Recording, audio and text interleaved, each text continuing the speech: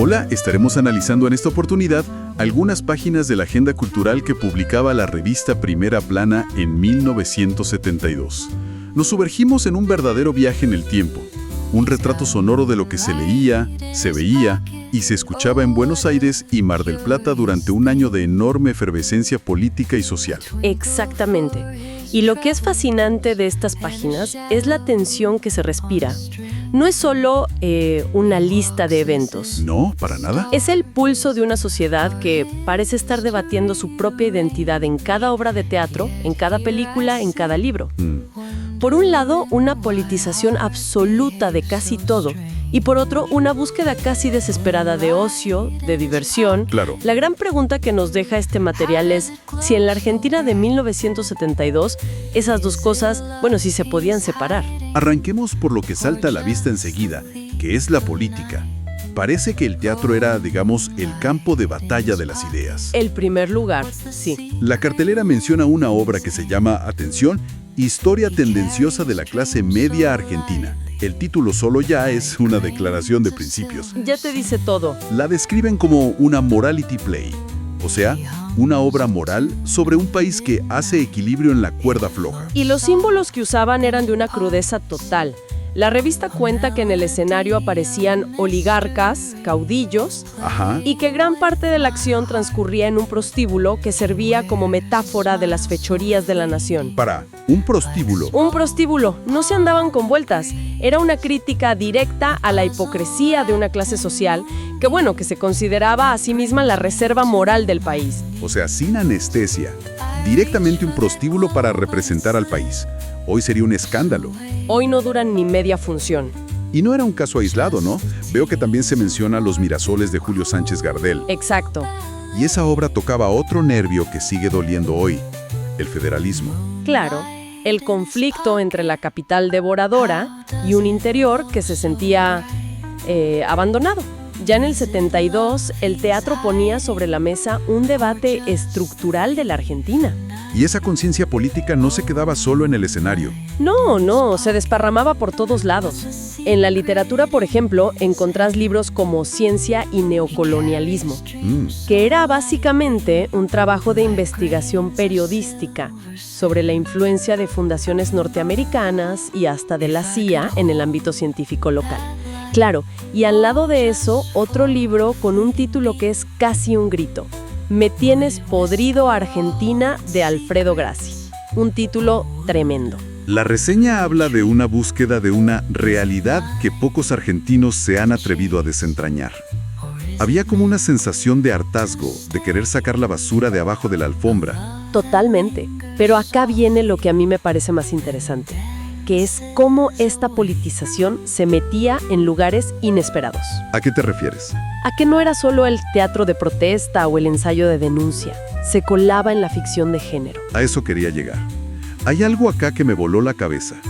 En la sección de libros, reseñan Soy Leyenda, de Richard Matheson, un clásico del terror y la ciencia ficción. Un librazo. Y el comentario de la revista es increíble. Dice que en la novela, los vampiros modernos se dedican a hacer política.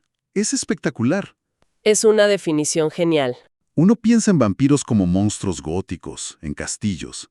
Pero acá los usaban para hablar de la coyuntura. Es que era una herramienta perfecta. Pensemos en el contexto. La novela original es de los años 50 y es una alegoría formidable sobre lo que fue el macartismo en Estados Unidos. La Casa de Brujas. Esa misma. Esa persecución paranoica liderada por el senador McCarthy contra cualquiera que fuera sospechoso de ser comunista.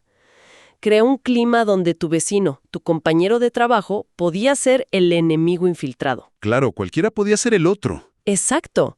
¿Y qué mejor metáfora para eso que un monstruo que luce como una persona normal, pero que en realidad busca destruirte? Un caballo de Troya. Usaban el entretenimiento, el terror, para colar una crítica política durísima que, de otra forma, quizás hubiese sido censurada. Exactamente. Y esa misma lógica se ve en la cartelera de cine de Buenos Aires de ese año.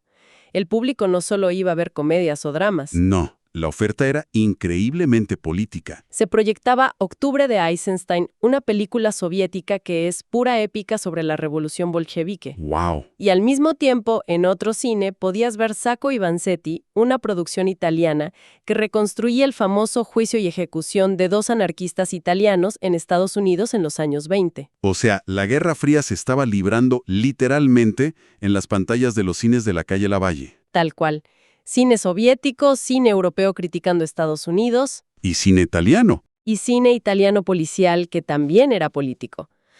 Se destaca Confesión de un comisario a un juez de instrucción, de Damiano Damoani. Ujú. La revista dice que era un minucioso cuestionamiento jurídico sobre la mafia y la farsa del sistema judicial. Era una fascinación por desnudar los mecanismos corruptos del poder. Ya fueran locales o extranjeros. Claro, ya fueran en la Unión Soviética, en Estados Unidos o en la propia Italia, y por extensión acá. Todo esto me hace pensar, hoy, con la cantidad de plataformas y producciones que hay, ¿vemos esa misma franqueza política en el entretenimiento masivo? Es una buena pregunta. ¿Hay series o películas que aborden la corrupción o las miserias de nuestra sociedad con esa crudeza? ¿O la crítica se ha vuelto, no sé, más tibia, más temerosa de ofender a algún sector del público? Pero no todo era tan solemne, por suerte. 1972 fue también un año de una experimentación y un desparpajo increíbles. Ahí es donde entra el Café Concert. El epicentro de todo. Un formato íntimo, casi de trinchera, donde los artistas tenían una libertad que no existía en otros lados. Ahí aparecen nombres que son leyenda. La revista habla de Zipe-Linkowski, que dicen que irrumpió en San Telmo a los gritos. ¡Qué imagen! De Carlos Perciavalle, que directamente se autoproclamaba superstar, o de la genial Eda Díaz. ¿Qué tenían de especial estos shows? Eran como francotiradores de la cultura. Un escenario minúsculo, a veces solo un piano, y un artista con una lengua filosísima para despacharse contra la actualidad, la política, las costumbres, todo. Eran las redes sociales de la época. Y sin trolls, la gente iba a escuchar lo que los diarios no decían y a reírse de lo que en el fondo los angustiaba. Creaban una complicidad con el público que era potentísima. Y en la música pasa algo muy curioso que marca la revista. Hay una distinción que hoy nos parecería extraña. Sí, es muy de la época. Hablan de la banda Arco Iris, un grupo clave del rock argentino, y se toman el trabajo de aclarar que su música es overground. ¿Qué querían decir con eso? ¿Acaso había una vanguardia buena y una mala? Es una definición clave para entender el momento.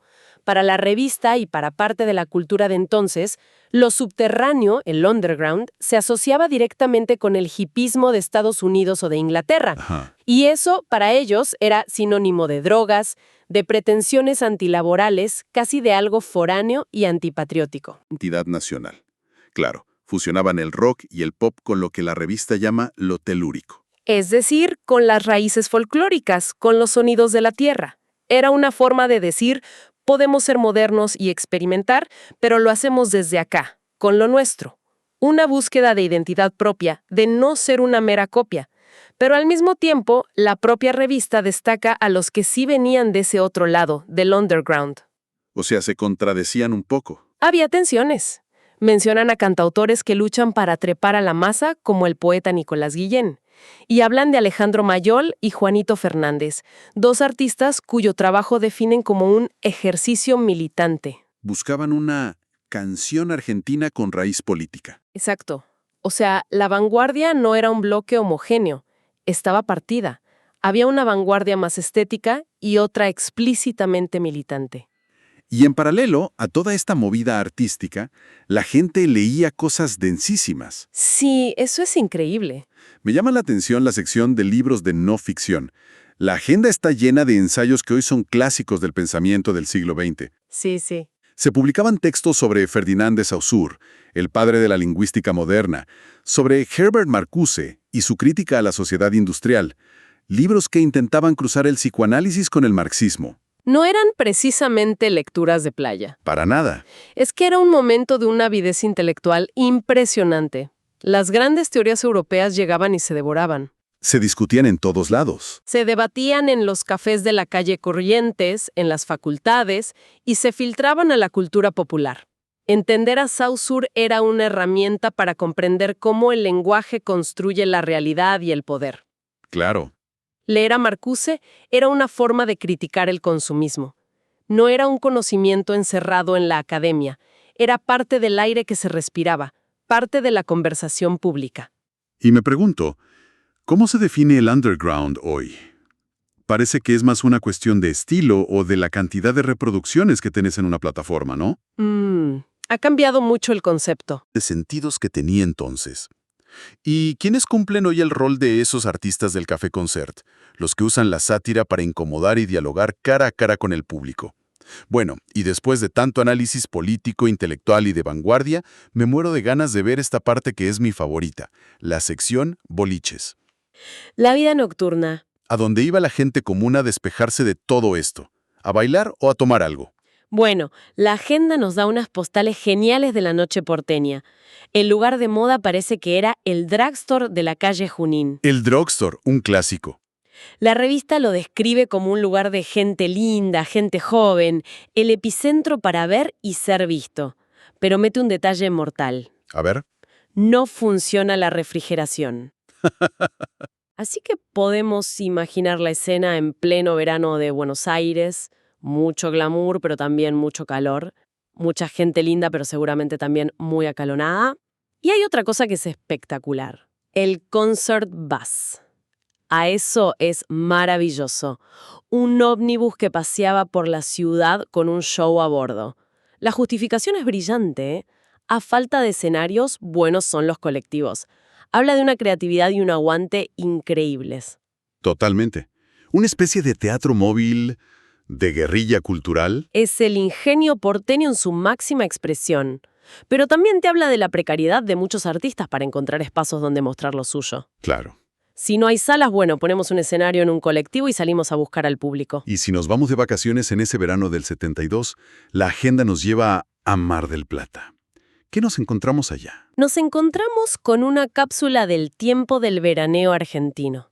La vida transcurría en paralelo a toda la agitación política. El descanso sagrado. La agenda te recomienda ir a bailar a boliches como Enterprise o Banana, que eran los lugares de moda. Para un plan más familiar, podías ir a ver el show de Mariano Mores y todo su clan en el Hotel Provincial. Un planazo. Y a la hora de comer, las opciones eran un clásico. Una buena parrilla como Rancho Grande o ir a comer pescado al puerto, a lugares como La Cacerola. Era la Argentina que, más allá de todo, seguía con sus rituales. Y para los que se quedaban en casa, la televisión jugaba un papel central. Pero por lo que veo, era muy distinta a la de hoy. Completamente distinta. No era un flujo interminable de contenido. Había una programación muy pensada, una curaduría muy fuerte, sobre todo en el cine. Totalmente. Los canales, en colaboración con la Cinemateca Argentina, ofrecían ciclos de cine increíbles. Por ejemplo, podías ver en una semana un ciclo de cine francés con películas de Jean Renoir o François Truffaut, y a la semana siguiente uno de clásicos de Hollywood con Katharine Hepburn o Marlon Brando. ¡Qué lujo! El acceso al gran cine mundial era un evento programado, una cita que no te podías perder. No era un algoritmo que te recomienda algo basado en lo que ya viste. Claro. Eran programadores, críticos, gente con un criterio que estaba formando el gusto del espectador. Y parece que no tenían piedad en las críticas, ¿eh? A la hora de hablar de cine nacional, veo que una película de Leopoldo Torre Nielsen, Los traidores de San Ángel, la destrozan. Sí, son durísimos. La califican como una ficción subdesarrollada y tropical. Durísimo, tratándose de uno de los directores más importantes de nuestra historia. Es que el rol del crítico en ese momento era visto como el de un faro cultural. Tenía la autoridad para consagrar o para destruir, y no había miedo en usarla. Entiendo. Esto nos muestra un consumo cultural que es la antítesis del actual. Hoy, el algoritmo busca complacer tu gusto ya existente para mantenerte conectado. Claro, te encierra en una burbuja. En ese entonces, la televisión y la crítica buscaban desafiar tu gusto, ampliarlo, formarte como espectador. Es un cambio de paradigma total. Y eso me deja con dos reflexiones. En la era del streaming, ¿queda algo de esa televisión que forma espectadores? ¿Alguna plataforma cumple ese rol de difundir ciclos temáticos de cine clásico? Difícil. ¿O el consumo ya es una experiencia totalmente individual y atomizada? Y por otro lado, esos lugares de ocio tan específicos que mencionaba la agenda, el boliche para tuercas, el restaurante con una especialidad regional, ¿no se han perdido un poco en favor de una oferta nocturna más globalizada y homogénea? Es una buena observación. Entonces, al repasar estas páginas, lo que nos queda es el retrato de una cultura vibrante, inquieta, increíblemente viva. Sí, un hervidero. Una sociedad que estaba politizada hasta la médula, ¿sí? Pero que al mismo tiempo se reía de sí misma en los café concert, experimentaba con la música y seguía llenando los boliches de Mar del Plata. Se pensaba a sí misma a través de su arte. Para bien y para mal. Así es. Y quizás el hallazgo más importante es que el entretenimiento no era un simple escape de la realidad. No, para nada. Era una forma de procesarla, de digerirla, de criticarla. Un escritor de bestsellers como Richard Matheson usaba a los vampiros para hablar de la persecución política. Un director popular como Damiano Damiani usaba el género policial para desmenuzar la corrupción de la justicia. Los géneros considerados menores o masivos estaban cargados de un subtexto y una densidad que son asombrosos. Utilizaban el entretenimiento como un vehículo para la crítica mordaz. Exacto. Y esto nos deja una inquietud final, una pregunta para el presente. A ver. En nuestro mundo actual, con los medios tan fragmentados, con cada persona consumiendo contenido en su propia burbuja, en su nicho, Sí. ¿conserva el entretenimiento masivo ese mismo poder de crear un espacio compartido para la crítica social y política? ¿O ese rol de ser un espejo crítico para toda una sociedad ha cambiado fundamentalmente y quizás se ha perdido para siempre? Continuaremos en próximos análisis con crónicas del siglo pasado. Les extendemos la invitación a consultar la fuente primaria de estos y otros documentos consultando el archivo digital de Mágicas Ruinas, mágicasruinas.ar, fundado en el año 2003. Sigan atentos a nuestros trabajos, donde continuaremos desgranando su valioso acervo.